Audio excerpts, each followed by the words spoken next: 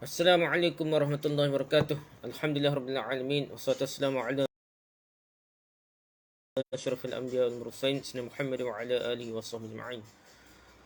Rabbi shrah li sadri wa yassir li amri wa hlul 'uqdatam min lisani yafqahu qawli.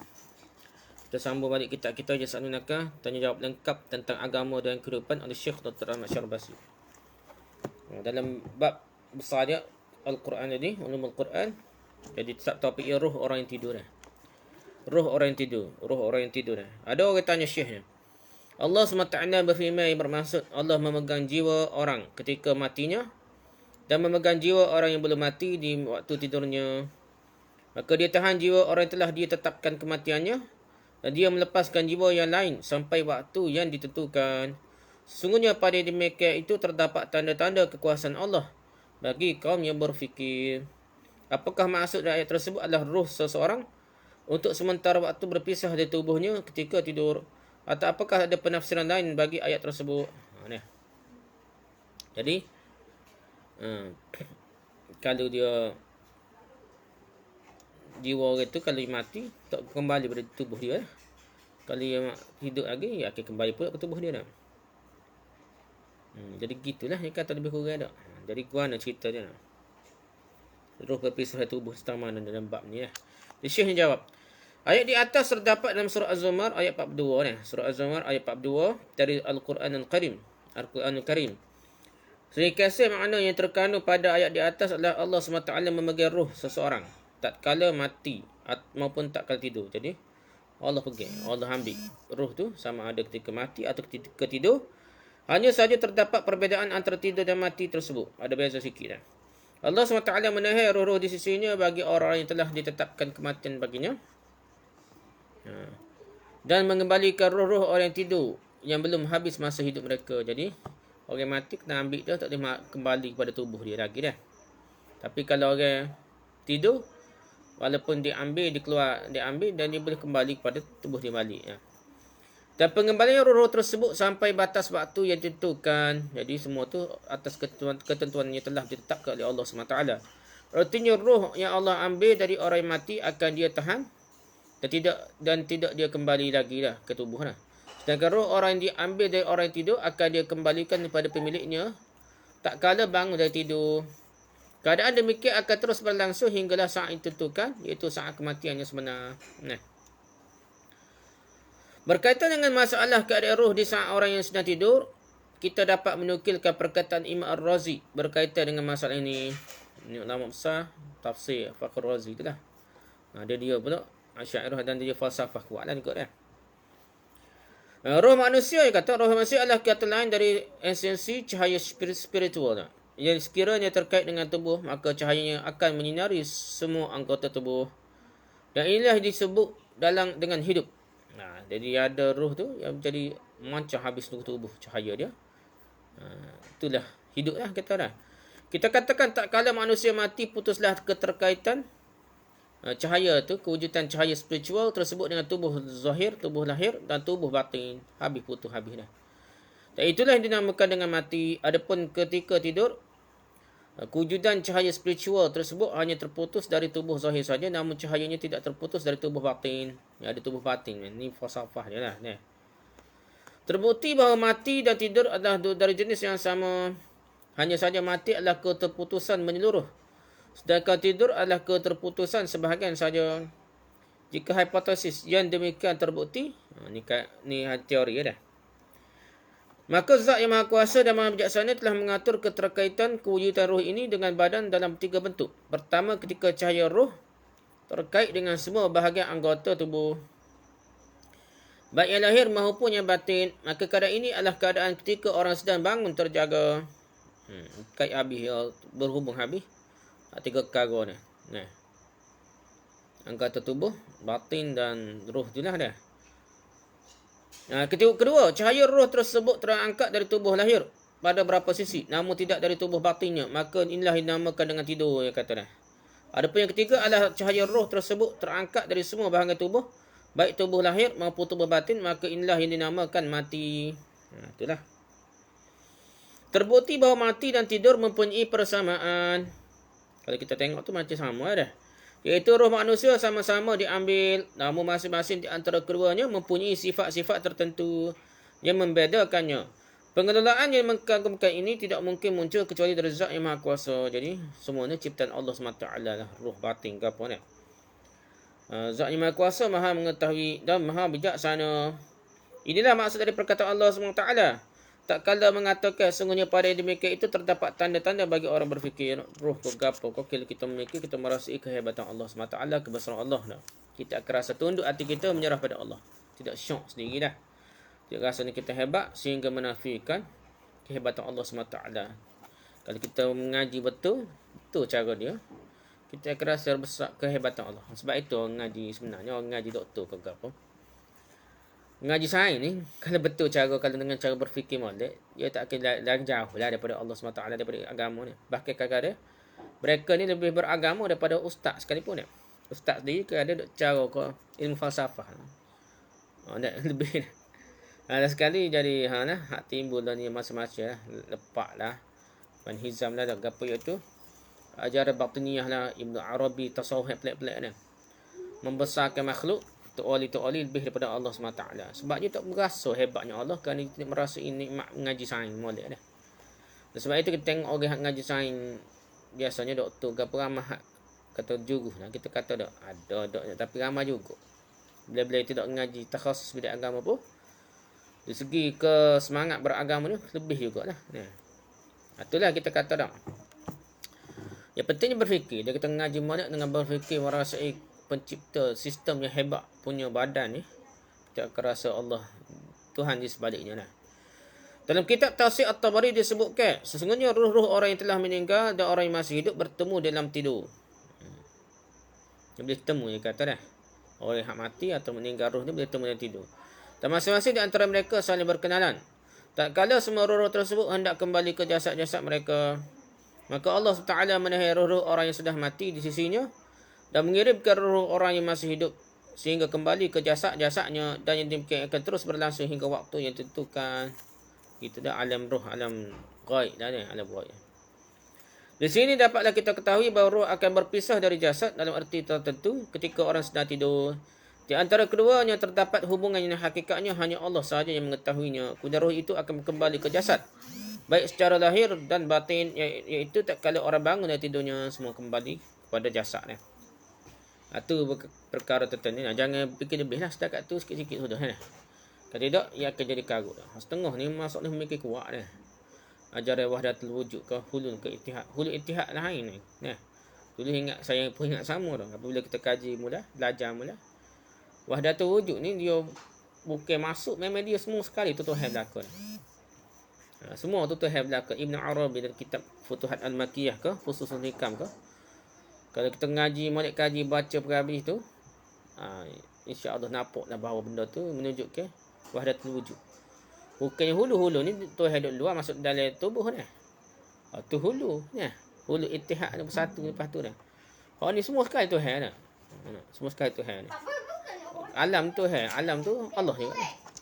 Kerana dia fikir pelik doa Allah ni. Dia kata macam apa tu awak cerita apa kita nampak. Soalan alam ni panggil konsep logos. Ya falsafah dulu mikir punya kuat dah. Aristotle, Plato, pokok dalam dulu dalam Yunani tu. Dia mikir punya kuat, dan sekali dia berasa payah nak fikir Tuhan, sekali semua alam Tuhan lah dah. Pelik doa. Alam ni sendiri sistematik dia tu Tuhan lah dah. Pasal tak jumpa Tuhan lah. Pasal mikir payah benar Tuhan jauh sangat dah. Begitulah dah. Kita jangan berasa pelik lah. Begitulah Tuhan ni. Jangan kita berasa alam Tuhan, makhluk ni Tuhan jadi payah mikir kata semua ni Tuhan belaka lah, jadi wahdatul wujud. Semua wujud ni la mawjud illallah. Tidak ada wujud melainkan Allah. Semua ni dah fikir yang melampau belaka. Fikir-fikir melampau ni sekali dia tak sepakat ikut hadis saja, dia fikir ilmu falsafah ni. Macam wujud bila makan, wujud tanpa tepat lah apa istilah tu. Sebenarnya daripada falsafah ni. Sebenarnya zaman dulu, zaman Nabi ke apa tak bincang benda kita tak bincang ke? Tak bincang lah. Nafi pun tidak, isbat pun tidak dah. Tapi apabila dia bincang, dia mikir lebih, terpaksa nafi lah. Kita Tuhan buat tepat. Macam mana Tuhan berada di tepat? Sudah mikir gitu kan. Sudah lalu dah. Begitu juga pasal roh, pasal gapo-gapo ni. Dah sekali, ada orang terjemah Qul huwallahu ahad tu. Mengajar di masjid masalahnya. Katakanlah wallahu ahad Muhammad. Huwa tu kembali pada Muhammad, bukan Allah dah. Nur Muhammad lah dah ya. Kul huwallahu ahad. Katakanlah Allah itu Esa gapo Muhammad. Nur Muhammad habis capu tu sekaligus nak. Titik saya tu gapo habis capu kan. Ia berasa hebat doa Nabi Muhammad. Kerana tidak merasa kehebatan Allah sebenar. Orang berasa Nabi hebat sangat, orang berasa tak wali hebat sangat. Dia tak nampak, dia tak berasa Allah tu hebat. Salah satu benda yang dia tinggal sebenarnya ialah salah satu untuk mengurai ke sifat taksub kagum sangat pada Nabi, pada Tok Wali ni ialah dia kena ngaji sains sikit. Dia kena ngaji sains sikit, yang kenapa tu alam zahir lagi, tak alam gaib lagi. Alam ruh lagi canggih kalau kira ni. Alam ruh lagi canggih ni. Alam zahir ni pun alam ruh pun kalau kaji molek kita tidaklah berasa besar sangat ruh tu. Jangan kita anggap ruh siapa-siapa hak Tuhan dah. Dah macam tasawuf tu.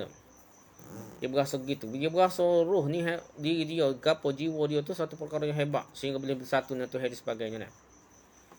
Benda tu kalau kita kaji sains molek hak zahir saja pun kita akan berasa hebat ciptaan Allah SWT sehingga kita tak berasa makhluk ni akan serupa dengan penciptanya sebenarnya. Itu je benar dah.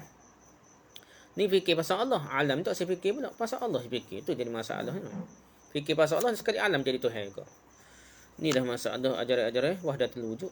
Dan sebenarnya tersebar masa ni. Tengok zaman ni mapuh dah. Ajaran ni sebenarnya semakin kuat. Kerana dia ada internet. Ustaz biasa kita ni mengajar berapa ribu je dah. Dia bayar 70,000 dengar. Kat 100,000 dah. Pelik dah. Lepak ke apa dah. Tak semaya bayar dah. Kita baca lagi. Seterusnya kata maisir judi dalam Al-Quran. Kata maisir judi dalam Al-Quran. Ada tanya Syekh ni, apakah batasan kata maisir judi yang terdapat dalam Al-Quran? Kata maisir, Syekh jawab, kata maisir dapat kita temukan di dua tempat dalam Al-Quran. Yang pertama dalam surah Al-Baqarah ayat 219. Yang berbunyi yang bermaksud, mereka bertanya kepadamu tentang khamar dan maisir, yakni judi. Katakanlah, pada keduanya itu terdapat dosa besar dan beberapa manfaat bagi manusia. Tapi dosa keduanya lebih besar dari manfaatnya. Dan mereka bertanya kepadamu apa yang mereka nafkahkan. Katakanlah yang lebih dari keperluan. Demikianlah Allah menerangkan ayat-ayatnya kepadamu supaya kamu berfikir. Jadi sini ni dia kata setiap benda ni ada kebaikan dan keburukan dah. Settle pada baik ada buruk tu. Pada buruk tu besar lah. Begitu juga judi ni tu tidak rugi 100%. Kadang-kadang boleh hutang juga dah. Sorang lah daripada 1 juta tu sorang boleh dah. Gitulah hak utuhnya, hak rugi ramai lagi dah. Jadi besarnya rugi, kerugian dan pecah belah masyarakat. Gitu juga arak, judi, khamar dan maisir, arak dan judi. Gitulah. Ya ada molek juga. Oleh sebab itu Jepun ni kata ada memang ini sikit arak ni kesihatan bagus dia. Betul lah kalau bingung banyak sikit. Jadi mabuk. Nak kontrol kan sikit banyak ni. Ada. Sekali ya lah gitulah benda yang sikit yang kita tak ambil kira. Kalau kira semua perkara ada kebaikan dah. Arak, judi, tahik kucing, tahik lembu, apa semua tak ada kebaikan. Tapi jangan kita guna over sangat, nampak dah. Dan benda ni diharapkan untuk menyekat saddu zara'i, takut lajak ni. Ya Allah kata lagi lah, walaupun sikit pun dah. Sikit pun boleh. Di tempat lain dalam surah Al-Ma'idah ayat 90 bermaksud Allah Taala berfirman bermaksud hai orang beriman, sesungguhnya meminum khamar, arak dah. Maisir berjudi, berkorban untuk berhala. Mengundi nasib dengan panah. Mengundi nasib semua termasuk Quran, betul boleh mengundi nasib dah. Alah perbuatan keji termasuk perbuatan syaitan. Maka jauhilah perbuatan-perbuatan itu agar kamu mendapatkan keuntungan. Sesungguhnya syaitan itu bermaksud hendak menimbulkan permusuhan dan kebencian di antara kamu. Antara meminum khamar dan berjudi itu mudah bala, mudah judi dengan arak ni mudah bala. Dan menghalangi kamu dari mengingati Allah dan solat, maka berhentilah kamu dari mengerjakan pekerjaan-pekerjaan itu. Jadi dimaksudkan dengan kata maisir adalah segala macam bentuk judi yang pernah ada pada waktu itu dan juga yang akan ada pada masa yang akan datang. Zaman learning online pun ada tak? Dan peringatlah. Dan bahkan promosi di supermarket pun kena peringat molek. Jangan orang beli tu atas dasar nak dapat hadiah, bukan keperluan. Lebih daripada keperluan beli dah. Tapi betul beli kat daripada lain, beli situ tak apalah. Daripada beli lain, beli situ. Moga-moga boleh hadiah teh lah. Tapi beli banyak daripada keperluan dia, beli banyak. Kerana nak hadiah, itu adalah jadi judi juga dah. Kata maisir terambil dari kata yasar yang berarti wajibnya sesuatu bagi pemiliknya. Sedangkan kata yasir artinya orang bermain dengan dadu. Main dengan dadu dah. Main dadu pun wala setengah kata boleh, setengah kata tak boleh tu. Sebenarnya tak molek lah, mana pun dah pasalnya nasib. Islam tidak galak mana nasib. Kita kena cuba ikhtiar iltizam. Lepas tu kita kena azam. Fa iza azamta fatawakkal Allah, bukannya nasib ya.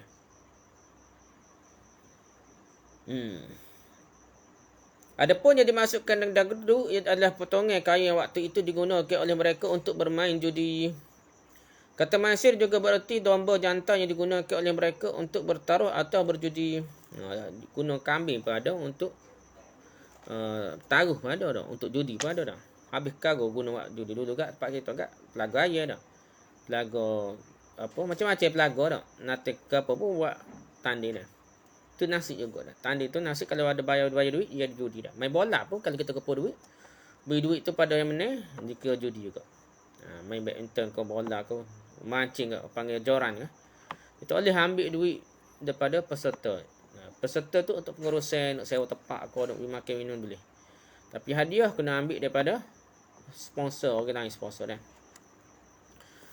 Kata maisir juga terambil dari kata yusrun yang bererti mudah. Kerana pada judi seorang yang memperoleh sesuatu tanpa usaha dan susah payah. Itulah pakai nasib boleh dia dah. Maisir adalah jenis permainan judi bangsa Arab pada masa jahiliah dengan menggunakan panah.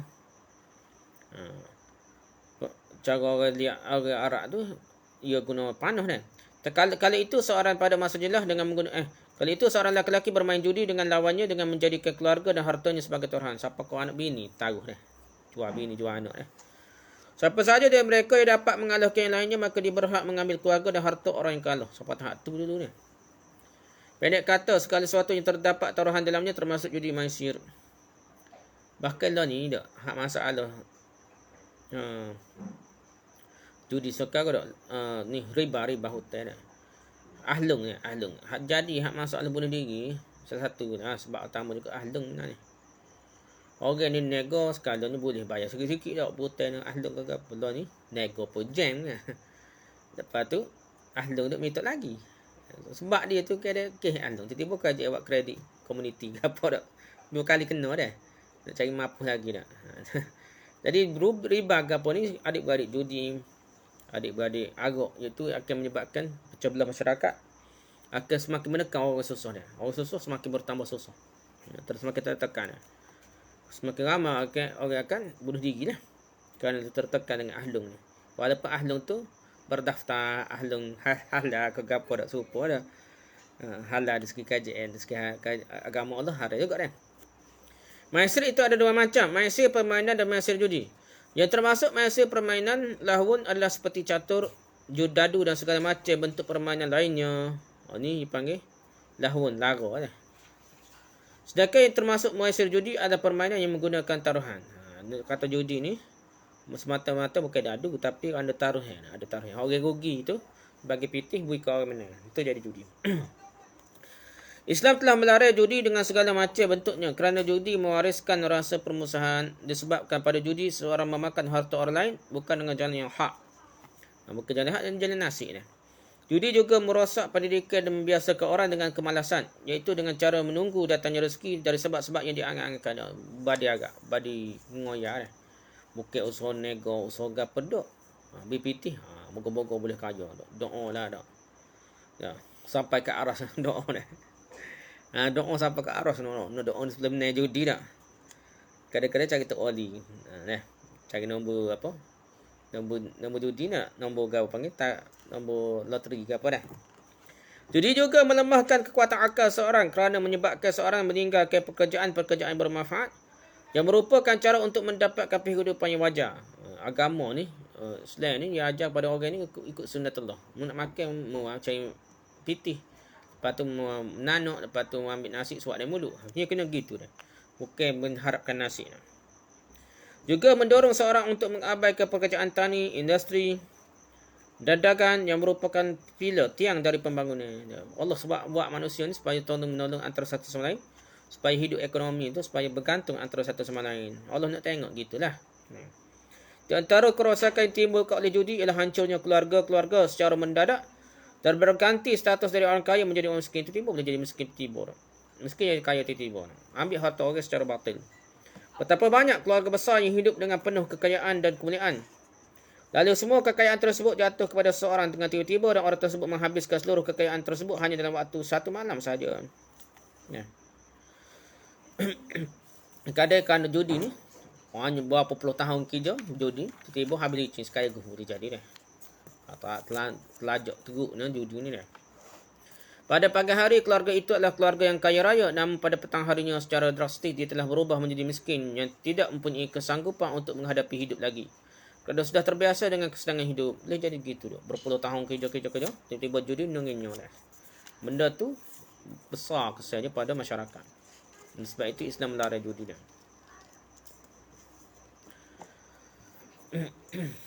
Okay, seterusnya antara ampunan dan siksaan.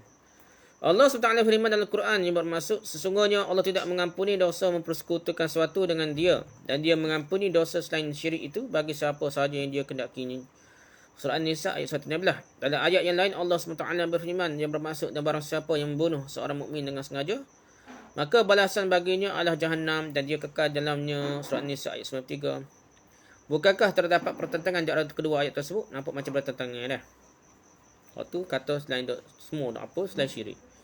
Kalau ni kata siapa bunuh seorang mukmin dengan sengaja, Jahannam kekal dalam neraka pula. Nampak bertentangan dah. Syekh ni jawab dah. Allah SWT berfirman dalam surah An-Nisa ayat 116 yang berbunyi, yang bermaksud, sesungguhnya Allah tidak mengampuni dosa mempersekutukan sesuatu dengan dia, dan dia mengampuni dosa selain syirik itu bagi siapa sahaja yang dikehendakinya. Barang siapa yang mempersekutukan sesuatu dengan Allah, maka sungguhnya dia telah tersesat sejauh-jauhnya. Tak ada paling jahat paling jahat, paling ngarut pemikiran dia mensyirikkan Allah SWT. Sedangkan Allah tu logik pun satu yang paling maha berkuasa. Kemudian masih dalam surah An-Nisa Allah SWT berfirman yang bermaksud, dan barang siapa yang membunuh seorang mukmin dengan sengaja, maka balasannya adalah Jahannam dan dia kekal di dalamnya. Allah murka kepadanya dan mengutuknya serta menyediakan baginya azab yang besar. Surah An-Nisa ayat 93. Ayat yang pertama tadi pasal syirik dan memberitahu kepada kita bahawa Allah SWT tidak akan ampun dosa orang yang persekutukannya selama dia telah mati dalam keadaan demikian. Kalau dia mati syirik, tak dia bertaubat, tak dia masuk Islam, tak dia mengucap semula, maka dia ni kekal neraka lah dah. Dalam tafsir Al-Mana terdapat penjelasan mengenai hikmah hal ini sebagaimana berikut. Syekh Rashid Ridha lah dah. Dia katakan apa? Adapun hikmah yang terkandung pada tidak diampuninya perbuatan syirik adalah kerana sungguhnya agama diturunkan untuk mensucikan diri dan jiwa manusia, serta untuk meningkatkan akal pemikiran mereka. Sementara syirik adalah akhir puncak dari paling rendahnya akal, paling bodohnya akal pemikiran dan jiwa manusia. Dari syirik itulah akan lahir segala bentuk kehinaan dan kerendahan yang akan merosakkan manusia, baik secara individu maupun secara sosial. Yang akan jadi begitulah, bodoh sangat dah. Jadi telajuk bodoh, sembuh tokong orang bodoh dah kita kata dah. Apa tu hak lembu pun jadi Tuhan dak, tulis sembelih siapa mampu gitu je dak. Sedangkan daging ni berapa ramai boleh orang tidak lapar kerana makan daging lembu dah. Manusia siapa tahap tu. Begitu juga kerosakan akal ni berlaku apabila telajuk memikir doa pasal Tuhan lah sekali. Dia kasut semua ni Tuhan dak, wahdatul wujud. Mak dia pun jadi orang paling bodoh dah. Jadi macam lepak, macam gapo tak semayang bear tu. Itulah orang ma'rifatullah, orang kenal Allah. Jadi karut lah tak. Tuhan masuk dalam dia lah, dia kecek dia ni Tuhan dari poket dia Tuhan, habis karut Tuhan dah. Sebab dia ngoyak kuat. Kaya punya kaya, last sekali jadi poor gila dah. Benda ni mudah jadi gila dah. Tak makan lama sikit, jangan tidur sikit. Ia siapa tahap ia akan jadi halusinasi dia. Halusinasi ni dia berasa dia ni zauk apa tu ada dapat ilmu Allah dan ma'rifatullah, sebenarnya dia masuk hati dia kerana dia telajuk lapar, telajuk apa itulah tak tidur tu, dia jadi karut dah, otak dia kesewi sikit, lepas tu kecek ngarut, jadilah ma'rifatullah, jadilah tak wali dah. Ini berlaku banyak lah dah.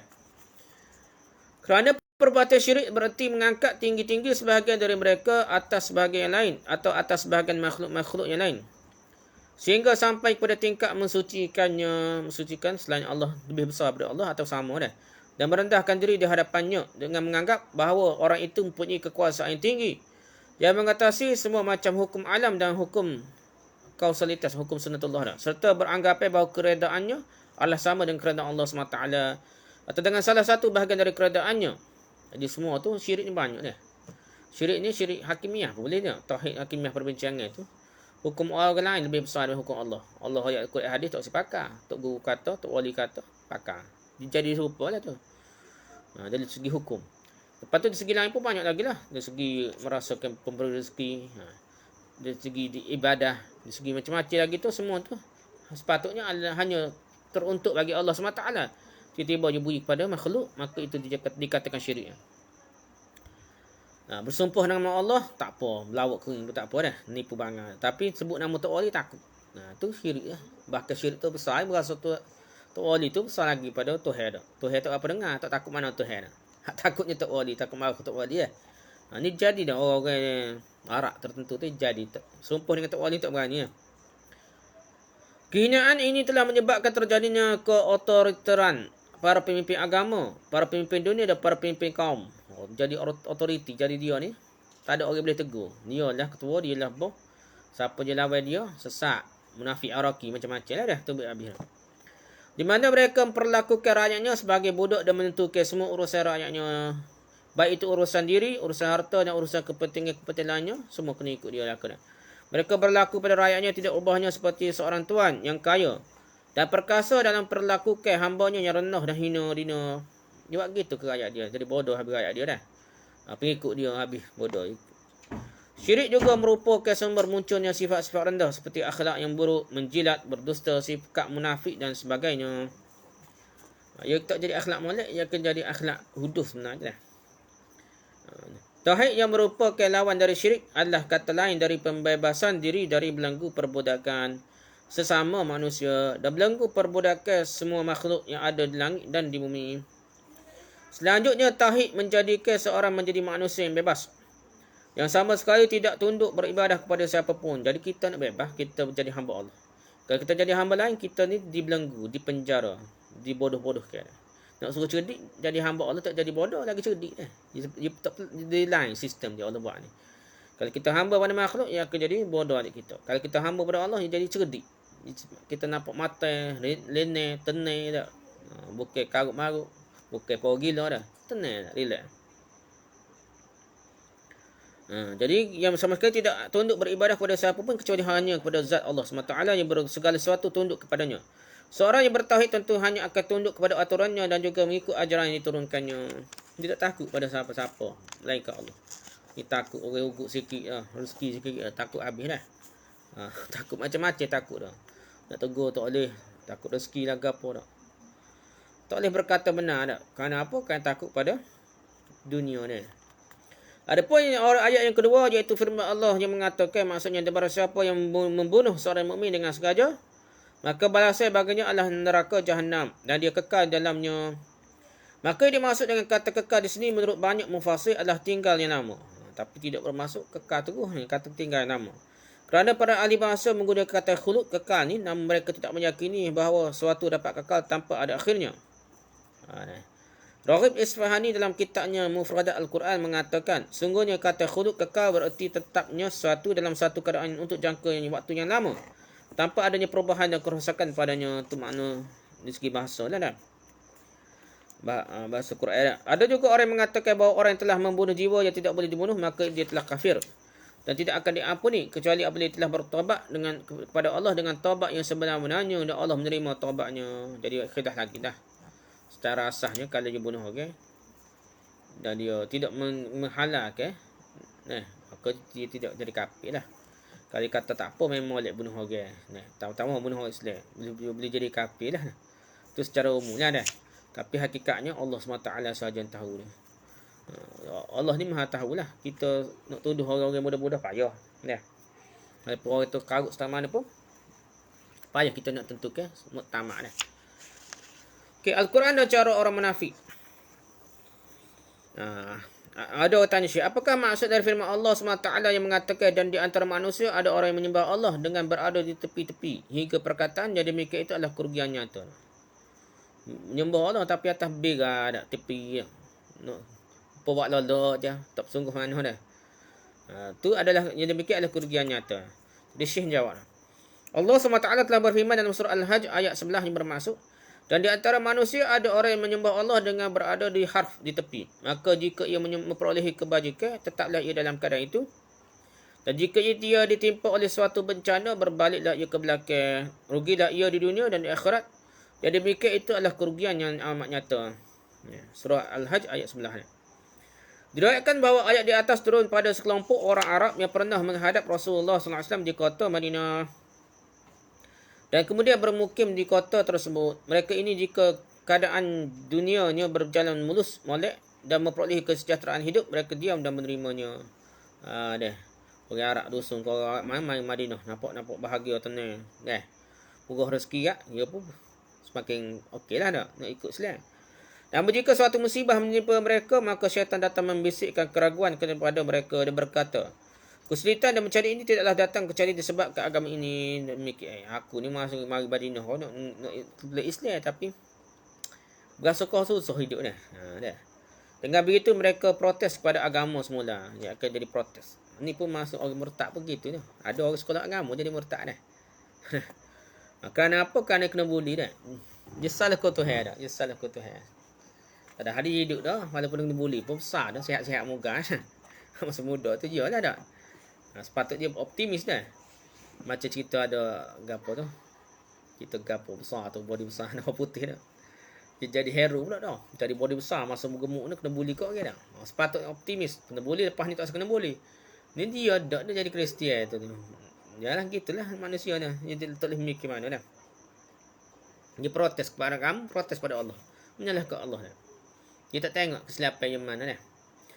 Ada juga pendapat yang mengatakan bahawa ini turun kepada sekelompok orang mu'allaf yang baru masuk Islam.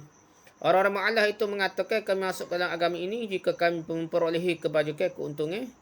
Maka kami yakin bahawa agama ini adalah agama yang benar. Namun jika yang kami alami tidak demikian, maka kami yakin bahawa agama ini adalah agama yang batil. Dia test masuk Islam ni bukan yakin lagi tak. Dia terang kalau aku masuk Islam ni murah rezeki tak. Nego tu. Betul dah. Ke Islam ni. Tengok mai masuk agama Islam, tengok nego tak ugi pula tu. Nunginya. Wah, ni mesti agama tak betul ni. Aku doa dah tak jadi. Dah. Dia kira semuanya salah agama, sia agama, dia kata karut lalu. Dia tak tengok dari segi hujah. Sedangkan kita masuk Islam ni kerana hujah. Kerana tauhid nombor satu, logik ke Tuhan banyak. Logik ke alam ni buat tanpa pencipta yang hebat Allah SWT. Adakah logik kita Tuhan banyak dah? Adakah kita ni tidak perlu menyerahkan diri kepada Tuhan yang Maha paling berkuasa tak? Gitu matlamat asalnya agama. Tiba-tiba cara kau rezeki hak nego. Berapa sen tu lah. Kalau betul, rasa betul Islam. Kalau rugi, rasa salah Islam. Tak betul kan? Sedangkan dia, sunnatullah tak buat. Kadang-kadang orang nego ni untuk dapat untung, dia kena sedekah rajin.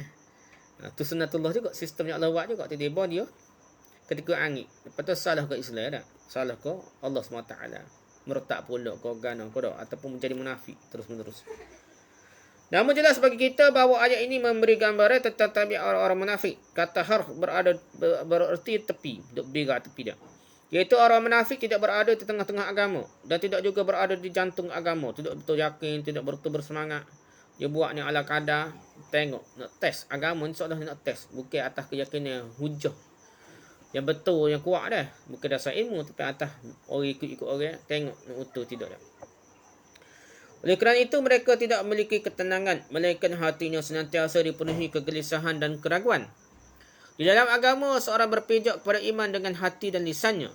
Keduanya itu merupakan dua sisi dari agama. Jika kedua sisi tersebut klop dan sejalan, maka agama orang tersebut sempurna dan begitu juga keyakinannya. Di iman dalam hati dan lisannya kena gerak serentak. Jika seorang menampakkan iman dengan lisannya saja dan menyembunyikan kekafiran dalam hatinya, maka kepada orang tersebut dapat dikatakan bahawa dia menyembah Allah dengan berada di tepi tabbiga. Dia tak berapa yakin, was-was. Ada orang yang mengatakan bahawa kata harf di sini artinya ragu. Ya. Maksudnya bega, masuk agama bega, buat tak apa nak amal Islam tak. Tak kafir ke takut orang kata kafir tak. Tak takut. Tak berasa, tak berapa yakin dengan syurga neraka tak. Ayat ini mengatakan maksudnya jika ia memperolehi kebajikan, tetaplah ia dalam keadaan itu. Namun jika menimpa suatu bencana, terberbaliklah ia ke belakang. Artinya dia seperti seorang pengecut di tengah-tengah pasukan. Jika pasukan tersebut memperolehi harta rampasan, Harta pampasan maka dia bergabung dengan mereka. Namun jika pasukan menghadapi kesulitan maka dia lari mengambil langkah 1000. Kalau perang kak, nampak lalu pokok munafik ni dah. Kalau nampak nak menang, oh baiklah, seolah sokong beri tolong retek lah. Nampak nak kalah, oh lari seludar lah. Muka dia nak mati syahid dah. Langkah 1000 lagi dah. Dengan demikian kita dapat mengertikan jika mereka menjumpai kesulitan maka mereka akan murtad dan kembali kepada keadaan mereka semula, iaitu kafir dan engkar kepada Allah SWT. Orang munafiklah yang sekiranya kehidupan dunia mereka terjaga, mereka beribadah, namun jika kehidupan dunia mereka mengalami kesulitan, maka mereka berubah dan kembali ke belakang. Kalau utung, baru semaya ber dah. Kata utung, maka tak jaga dah. Mereka tidak beribadah kecuali tak kala isi perut mereka penuh. Namun jika kesulitan menimpa mereka, maka mereka meninggalkan agama dan kembali menjadi kafir semula. Ni munafik zaman dah ni. Payah sikit lah kedai masuk Islam dalam masyarakat besar dah. Tapi orang munafik zaman Nabi pun payah nak keluar Islam walaupun dalam hati kafir dan munafik zaman Nabi. Jadi masukkan dengan fitnah dan bencana ialah segala sesuatu yang sulit untuk ditanggung oleh tabiat manusia. Adapun yang dimasukkan dengan berpaling ke belakang ialah menampakkan dengan lisannya sesuatu yang bertentangan dengan apa yang sebelumnya telah dia tampakkan.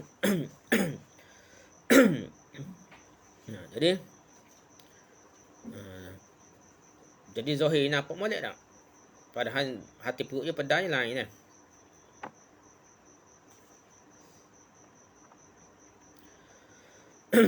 Rugilah ia di dunia dan akhirat. Jadi mereka itu adalah kerugian nyata. Yang dimaksud dengan rugi di dunia ialah hilangnya kemuliaan, di mana dia tidak dapat mendapatkan papasan dan juga darahnya tidaklah juga terjaga.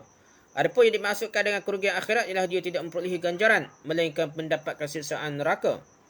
Dan tidak ada siksaan yang lebih keras dari siksaan akhirat.